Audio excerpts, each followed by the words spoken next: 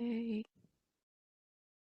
Now we have about 25 minutes or so for the discussions, your questions, and we also welcome your comments as well. Basically, we want to use the chat for questions, for long sentence questions. If it's a short sentence questions, you can speak. Please enter your questions in the WebEx chat box. And we already received some questions from Irina. Is a checklist available online in English language? Okay, and Minamiyama-san already answered this question. We would like to release the list of the questions in the English version in the future, but we have not yet decided the date. If you are interested in sharing border community, we will respond by raising the priority.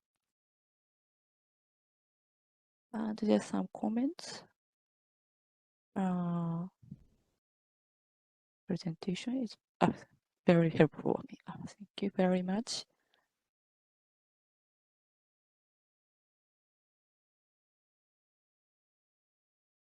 Okay.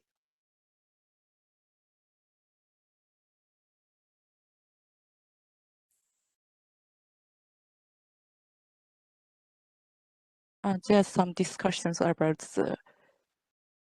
Oh, Yasuhara-san, please read the chat. Okay. Yeah. And from Mr. Tausel, thank you so much. Your presentation is very helpful for me. I'm also trying to do same thing in Korea. Sounds very nice. And from Irina, I think it will be very useful for the international community. I was also planning to explain the criteria, and your checklist does it much better than my approach. It would be great if you could share it, even as a draft. And from Minamiyama-san, to Mr. Tausel. My comment is to Tausel. So we are so we happy. are so happy to your comments. Let's keep in touch continuously. Yes. And from Suni, maybe Core Asia and JPCOAR can work together to leverage on the Japanese experience for the checklist to come up with the English version. And from Irina and Minamiyama-san, it would be a good result of this webinar, and we will create an draft first and share it.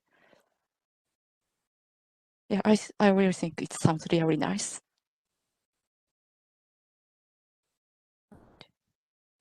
If you have another questions or any comments, or so while waiting for the different questions, so let's talk about it. You know, how to proceed our joint work with the Singapore people guys, and of course including Irina. So the Suni and Irina, you unmute your mic and let's talk about it. So maybe we're gonna start translation into English. So by using the machine translation or any other ways. And you are the almost native, so the Sunni. So we're gonna pass it to you and then maybe brush up our questionnaire into the English, right? So it is a suitable way for, as you mentioned, or do you have any different kind of an idea? First of all, thanks very much to the speakers for sharing the experience with using the framework. I think this is a very inspiring effort that we can learn from. As discussed in the chat box, it'll be fantastic if we can take a look at the English version. Great work, guys. We really find this very useful and beneficial. I was intrigued by the feedback to COAR. I believe one of the presenters mentioned a few points about some difficulty in the implementation, in the interpretation and the appropriateness of the criteria. Yeah, so I thought maybe we can take a look at them and have some discussion. What do you think? Yeah, I guess it's so important. This is going to be the fast feedback from the communities to the core. Yeah. The guys, they develop Yeah. this framework. Yeah. So like I can't quite remember the name of the speaker. Do you think you can flash the slide on the feedback to COAR with the slide on the difficulty in the Yasuhara-san. I guess me. So Okay, you're most please. probably welcome. Yasuhara-san. Please Yeah. wait a minute. Yeah, no worries. Yeah. Find Take out your one. time. Yeah. Yeah. So maybe I'll just put the link in the chat box, the link for every one of us to take a look at the framework together. Yeah, that's a slide. Thanks very much. So yeah, I'm with you, when I look at this, because when I was taking a look at the characteristics like 2.3, the repository supports access to its documentation and metadata for persons with disabilities. So yeah, I find it quite clueless. I find it yeah, I don't know how to start for this. I think yeah, maybe some getting some expert advice on that would be helpful. Yeah, 3.1 is about the, maybe I'll just copy the, yeah, okay, it's in the chat box. So 3.1 is about the repository, including licensing information, which stipulates reuse conditions. So from my institutional research data repository, we have it is built into the system that requires a license information. So I'm not sure whether it is also dependent on the design of the functionality of the repository for that. So all the data sets come with a license information. So there is a default which is aligned to the university one. And then there are other choices for the depositor to select as well. Yeah. I'm looking at 5.3. Yeah, I'm totally with you when you said that is this a priority? Okay, so 5.3 is supporting annotation. Yeah, we don't have that as well. Yeah, so yeah, I think it depends on the priorities of the different institution. Yeah. So 6.1 is about the sensitive data. Yeah, so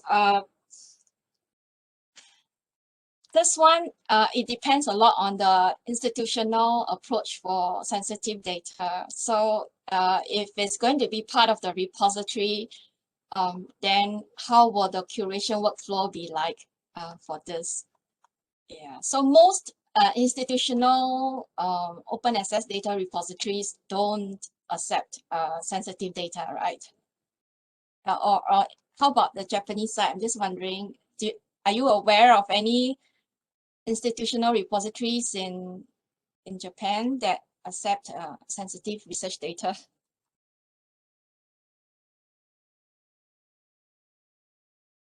I don't know. So yeah, most of Japanese repositories is not accepted sensitive data. So, yeah. So even though research data is now in advance. Yeah. Yeah. Okay. Yeah. So this is a continuing development. Harvard Dataverse is looking at data data tagging, tagging, tagging, at the to indicate the different levels of sensitivity and how that would be implemented in the curation workflow, and where it lands up, maybe in a different place or what, is still to be closely watched. Yeah, so I think this is a developing, it's still a very evolving and early area. Yeah. Okay, so 1.1, yeah, I think the difference between 1.1 is the, I think it's about the metadata standards, whereas 5.1 is perhaps about the curation services. Yeah, would someone like to help to maybe share your thoughts about the difference between 1.1 and 5.1? Absolutely. That was also my understanding that in 5.1, US repository manager can edit metadata. And if you can, then your repository qualifies for this criteria. Yeah, the curation manager, right? So I think 1.1 is more specific on the standards that is being implemented in the system in terms of the metadata standards. But 5.1 is really the services, yeah, to look at the, you know, to review the quality of the metadata. Yeah. Yeah, and even if you check which metadata a user submits, I think that would already qualify for this.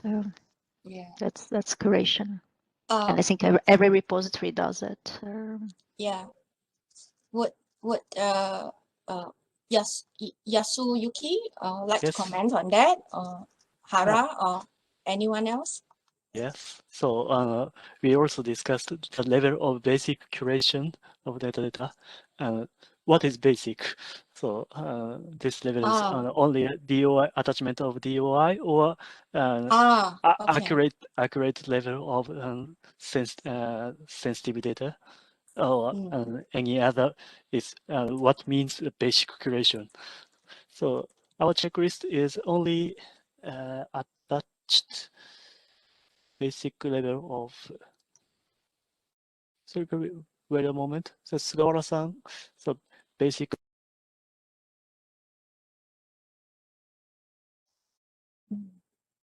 Yeah, indeed, the different levels of curation. Different verification. Thank you. Thank you, Uina, as defined by the court seal of approval. Brief checking and addition of basic metadata. Yeah, Or documentation where needed. Yeah, I remember when we did a sharing session with CSRDA, University of Tokyo. Do we have representatives from CSRDA? I think theirs is really a super high advanced level of curation service. Does Hara or Yasuyuki know whether we have CSRDA, University of Tokyo representatives here? They might be able to share with us their experience. I know. So it's a social science level, social science data repository. It's maybe suitable for institutional repository level. Basic level is different. Yeah, so social science data curation is very not that complicated, but very detailed levels curation. Yeah. So yeah, different levels. It is important to consider the sustainability of the level of curation as well. So the service has to be may have to consider the priorities in terms of the different levels of curation. So for certain data, it may require a bit higher level of curation, especially those that involve desensitized or de-identified data. You need to pay closer attention to those, right? Yeah. Okay, so I think the last point from that last slide that was shared earlier about 2.6, in cases where there is restricted access to a resource, the repository facilitates in an indirect way to access this resource. Example, by contacting this author. Would the speaker like to expand on this point?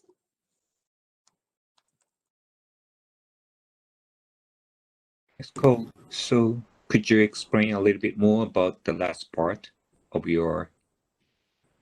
Sunny. Yes. Ryan here. Hey, hi.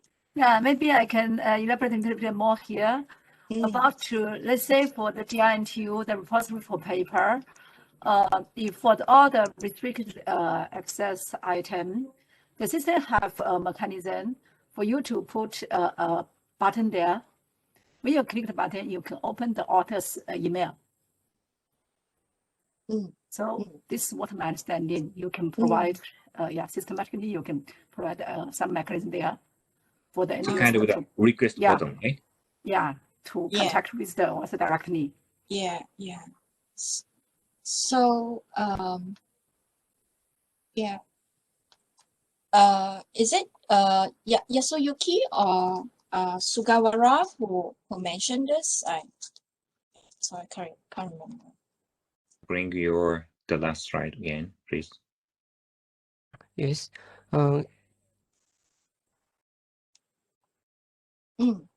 Yeah. So for our institutional research data repository, we even have a guest book for people, for the depositor to activate and to ask a couple of questions like who you are, which institution are you affiliated with, why do you need this locked up data file? Yeah. Oh, I see Sugawara might want to contribute. Yes. Yes. In 2.6, the criterion says that in cases where there is a restricted access to a resource, the repository facilitates an indirect way to access this resource.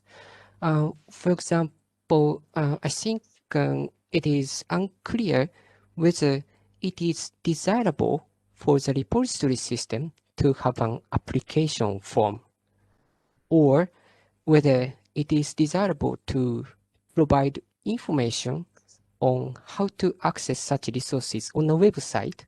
So there are several ways to achieve this criterion. So I think it would be good to clarify whether this is something that should be achieved by system or other methods like staff operation and provision of information. Yeah, thanks, I mean that. Sugawara. Yeah. I'm with you. I think it takes two hands or multiple hands to clap for this case. You need a system to be able to support that, whether the that is to be managed by the depositor or the person in charge, as you have mentioned in your slide. So one of the difficulties for our case in NTU is that the depositor is no longer with the university. Yeah. So unless the depositor includes a secondary email, his own personal email, then he can continue to manage that request for access. Yeah. As mentioned in Jenny's chat text. Yeah. So our difficulty is, when people leave, they don't have another email to manage the request for access. It's going to be very difficult. How is the university going to manage that? So we may need to see how to come up with a university institutional approach for such cases as well. Yeah. Okay. Thank you. I guess that's a very important point, when we deal with the research data under the restricted condition. So maybe even in Japan, many of the faculties are limited, employment, the years.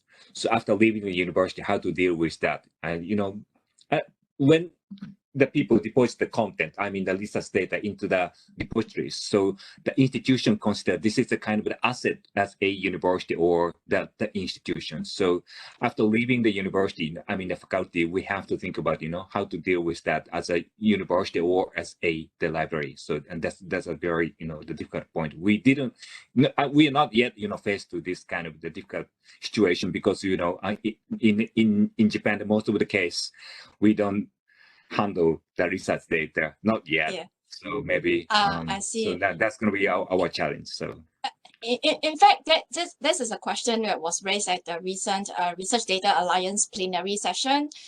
Somebody raised the question: is there any institution out there that is that has their own data access committee? Data access committee in the university would then be the formal committee that says yes or no to request for access to data files that are locked up, for example, or not open access. Yeah.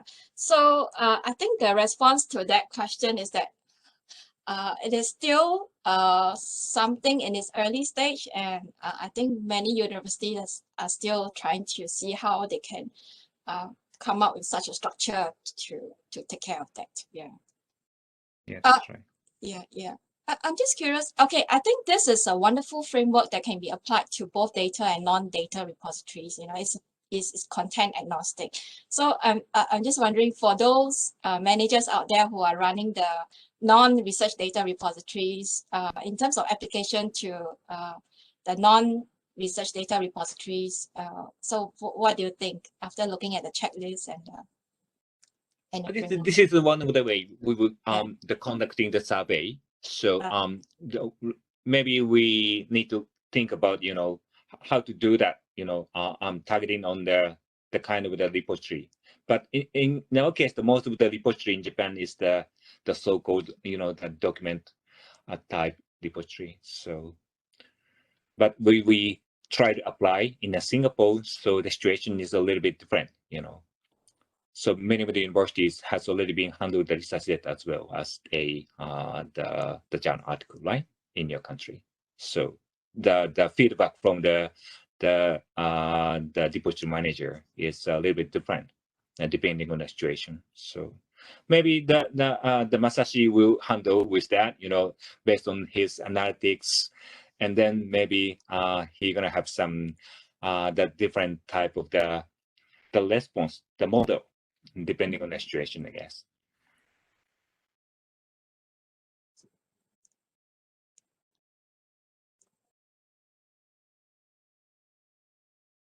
Does anyone else want to share their thoughts about the framework checklist? So if not,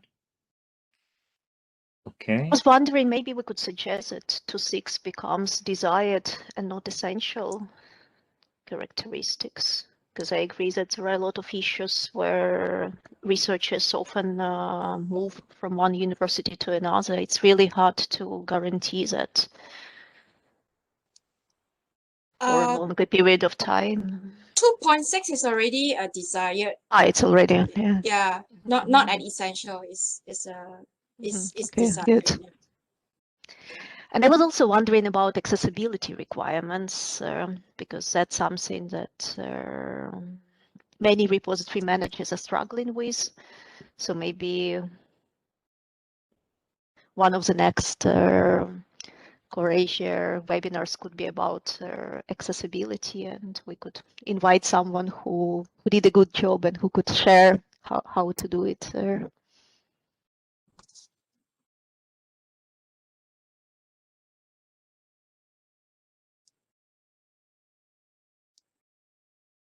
Yeah, that's right. I agree. So time is coming. So maybe Irina, you also have some commercial talk for the next webinar. I think it's Suni, actually. Oh, really? It's going to be Suni? Yeah. I mean, it's a kind of a training something, right? Okay. Yeah, we are. NTU is conducting an info sharing session. We want to discuss about running institutional research data repositories. I think, let me try to get you the link. Does anyone have the link that I just shared with the group just a short while ago? Okay, I think I might have found it. That is for 22nd June. So all are welcome. Okay, so it's titled Services and Challenges in Managing the Institutional Research Data Repository on the 22nd of June. So we look forward to having some of you there. Thank you very much. Okay, so it's time to, almost time, so we have to finish. So we are going to upload today's presentation slides on JPCOAR website later. So yeah, thank you very much for joining our sessions. I'm really hope to see you very soon. Thank you very much. Thank you very It much. was so nice. Bye. Yeah, Thank you very thank you much. so much. you. Bye-bye. Thank Thanks a lot, you. and Bye. we're happy to help you with English language if needed. So Yeah, thank you so much. That's good. yeah, That's good. yeah, Thanks. yeah. Thank you. Thank you. Good rest of the day. Bye.